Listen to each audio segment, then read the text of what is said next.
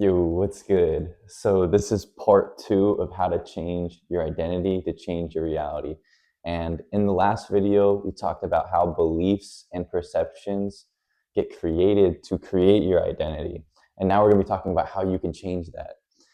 So we remember that our thoughts and our feelings create this loop that create an attitude. And that attitude starts to formulate more attitudes to form a belief system, and that belief system starts to create your perception, which creates your identity. And we're not seeing reality the way it truly is. We're seeing it filtered through our mind based off of our memories of the past. And we're predicting our future based off of those memories of the past, which creates our perception of how we see reality. So that's a little recap. Now, we're going to be talking about how to actually change your beliefs and change your perception so that you can change your identity. So first, it takes knowledge and information. So we get knowledge and information through people, things, social media, school.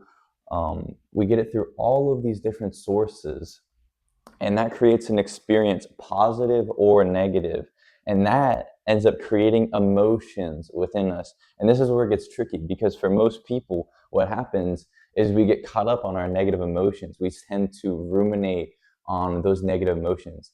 And remember, where your energy goes is where your attention goes is where your energy is flowing. So if you have a lot of your attention placed on those negative emotions, what it's actually doing is it's exacerbating the problem more. You're actually going to create more of those emotions so that you feel the same way that you're thinking.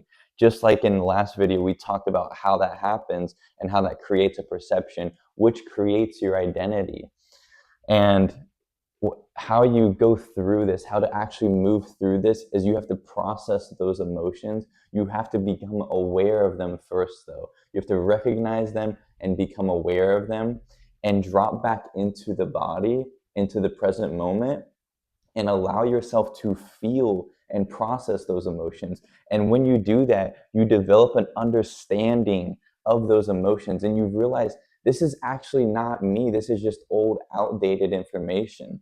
And when you get that realization of those emotions and where they came from and how to process them effectively through somatic practices, then what happens is we start to develop wisdom, and we start to evolve our experience and evolve our experience of life.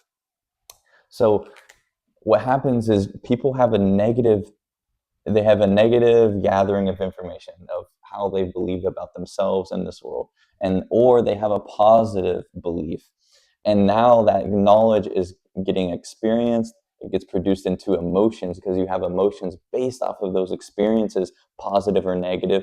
And depending on the experience, whether it's positive or negative, we can become aware of them and decide how we want to understand and process it. You can't change your first thought, but you can change your second thought. And when you do that, then you start to develop understanding and you gain wisdom. And this allows you to move through the process of evolution and to just have a greater quality of life. Now, I want to ask you something. So, one second. So, what is a belief or perception that you want to change about yourself? What is one belief or perception that you want to change about yourself? Because this is an example of a belief. Some people actually believe this, that nobody likes them. Nobody likes me. You can see it, like, let's give an example. Let's say you're at homecoming at middle school dance or something, and this girl is like really kind of shy, and she's like, she's a little awkward, and she actually kind of has this belief that nobody likes me, so she like stands in the corner and she's very anxious about this, and she actually is literally inviting that behavior of people to reject her because she has this belief that nobody likes me. So that's the energy that she's actually putting off. That's the belief that she has, and that is her identity. So that's who she believes that she is. She actually believes that nobody likes me, or that she's an anxious person. And if she gained different knowledge and she created a different experience, and that experience would create different emotions, she would have a better understanding of those belief systems, her perception of reality, and she would start to gain wisdom and be able to move through that and actually evolve her experience. And another belief is, when I get this, I'll be happy. I see this so much. We always are waiting for this thing. We're waiting for this relationship. We're waiting for the money. We're waiting for the success to finally feel empowered. But that's not going to truly give us what we want. It's going to last for 5 minutes or 5 seconds.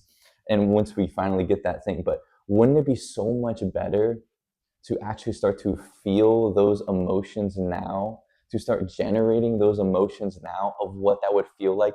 And by doing that, you would actually be tapping into the thought feeling loop and creating an attitude which would create your beliefs, a new belief system, and that belief system would create a new perception, which would ultimately create your new identity of somebody that feels like they already have this thing. And then you would have, this is how it works. So you would have this new identity that you created. And because of that new identity, you would actually have new behaviors to match that identity.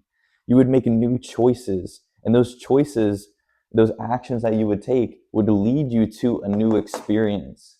And that is how you start to change and evolve through this process of life, and how you transform your beliefs and your perceptions so that you can actually change your identity and create a new identity to transform your reality. But ask that question to yourself.